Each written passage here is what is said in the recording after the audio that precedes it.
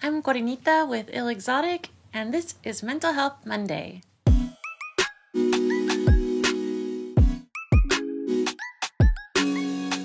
Today we're back with the 8 dimensions of wellness, and this week we're talking about social wellness. Social wellness is about having a sense of connectedness and belonging. It incorporates the importance of creating and maintaining a healthy support network.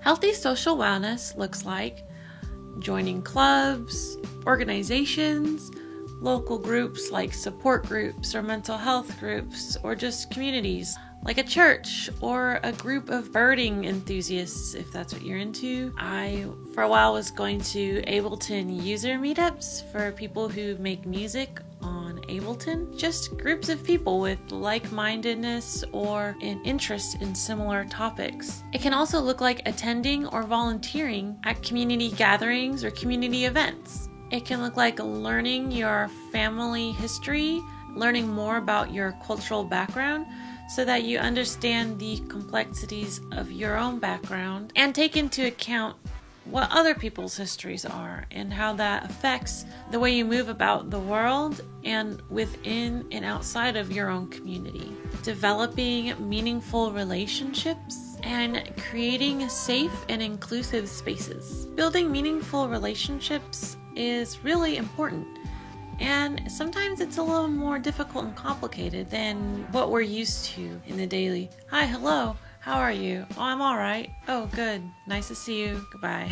Having a meaningful relationship means allowing yourself the space to be vulnerable and being there to listen to somebody else. I find that the more open I've become, the more I realize that everybody I meet has their own story. And it's pretty deep. A lot of people are out there looking for support, looking for somebody to listen and understand. When we develop our ability to understand others, our ability to be open-minded, empathetic, and quiet enough to listen, we pave the way for building meaningful relationships. These are important because when you're having a difficult day and you're in need of support, you don't want to have the kind of relationship where you only go to someone when you're having trouble. You want to have someone who knows all facets of you, whether you're in a good mood, whether you're struggling, someone who you can have fun with, and also talk about serious matters with. I think this is especially important right now as we're going through a global pandemic and there's protests in the streets about very important topic of race and police brutality. It's a lot to process. And if we just keep having superficial relationships with one another that are not based in much more than just small talk, then it becomes hard to find people that we can support and can support us in these deeply emotional times. Recent times have been extremely hard. We've felt more isolated than ever, stuck in our houses, fearing getting sick, and helpless when we see things on TV like violence from a system that is supposed to protect us against the most vulnerable populations in our society. Black people, Black transgender women, Native Americans. It's just a difficult time all around. But having so much seriousness around us has given us an opportunity to be vulnerable with each other, to be open and to be honest. When we show parts of us that we feel self-conscious about, talk about things that make us cry, talk about things that really hurt, talk about things that maybe we've been made to feel ashamed of in the past, and somebody listens and supports us through that, then that's building meaningful relationships built on mutual trust, respect. And I think it's really important for all of us as humans to connect with one another on a deep level.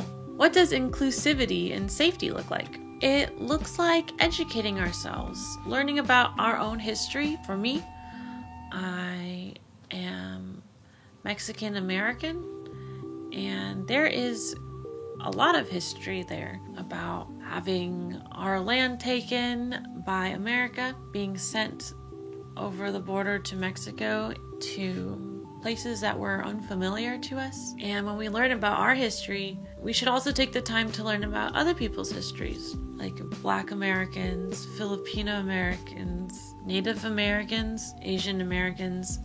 They all have very similar backgrounds. When we start to understand our own backgrounds and how they relate to others, and the intersections of class, race, gender, then we can start to build inclusive spaces where people feel safe to talk about what they're feeling, their experience every day moving about the world the way that they are. And this builds deeper community.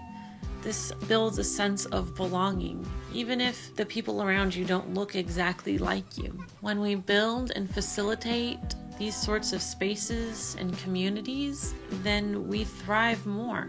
Because diversity is always a good thing. It brings different sorts of cuisines, different sorts of skill sets, different mindsets. And when you keep an open mind, you can develop all new ways of looking at the world and understanding the world. And it can benefit more people overall. Tools that I use for social wellness is I'm a part of a large mental health community here in Alameda County called the POCC. I think being a part of this group has really brought me out of my shell. We talk openly about mental health. We talk about incarceration. We talk about drug use. Talk about all sorts of things that I have not had firsthand exposure to, and I get to learn about what it's like going through those things. And it builds empathy in me and community between all of us, and a different level of closeness I really appreciate. It's like being in a big family. I also attend Hearing Voices support groups, and I actually run my own as well, and special messages groups. And that has really helped me connect with people. Only a few years ago, I was really quiet. I didn't talk about any of my experiences with mental health. And though I knew a lot of people in a superficial way, I wasn't one to get to know people really well. I mostly spent time alone, and I never really felt like I was part of a community. Joining this group where we had a very deep connection on experiences that are kind of taboo to talk about outside of the Hearing Voices and special messages groups helped me to understand what kind of community I would like to be in. And whenever I go to those groups, they're always diverse. I have people with all sorts of experiences and mindsets, and I really enjoy that. I also have some friends who are pretty close, who, over the years we've talked about things that are important to us, difficult experiences. We've shared happy times, and we've been there for each other through difficult times. And these are the people that I call if I do notice my social wellness is not at its best. If I notice that I've been isolating and sleeping all day and feeling like I really don't want to talk to people, those are the people I'll usually reach out to, because I know we can have a good conversation, or we can just be with one another in silence, or just doing our own thing. Like, they might play a video game and I might be on my phone, but it's still nice to be with that person.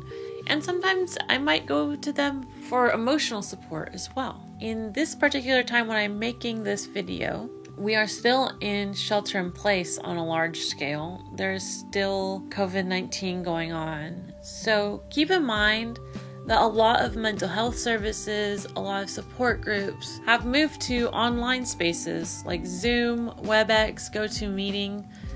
So take advantage of those. It's still really helpful to attend groups, even if it's on a video setting, or if you need to call into the video, that works as well.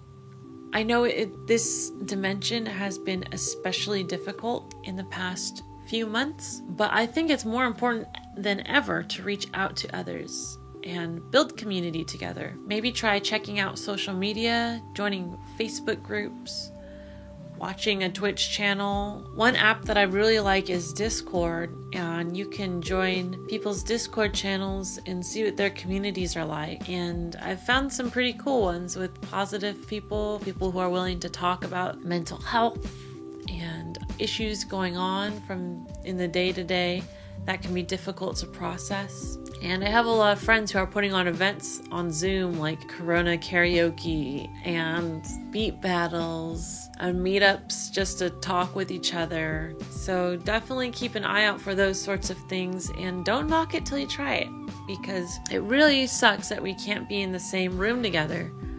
But we are very lucky to live in a time with the internet so that we can still connect with one another, even if it's not exactly what we were hoping for. There'll be a time when we can get back together in person, but until then, we have to take advantage of the tools we have available to us. Today we talked about social wellness, what that looks like, how to build and maintain it, and I shared a little bit about what I do for my own social wellness. Let me know any of your thoughts, concerns, ideas in the comments section. Make sure to like this video if you enjoyed it, subscribe if you want to see more. Every other week, I do this video series of Mental Health Monday, and on the other weeks, Josh does Motivational Monday. So stick around to get some cool content. Have a great day. Love you.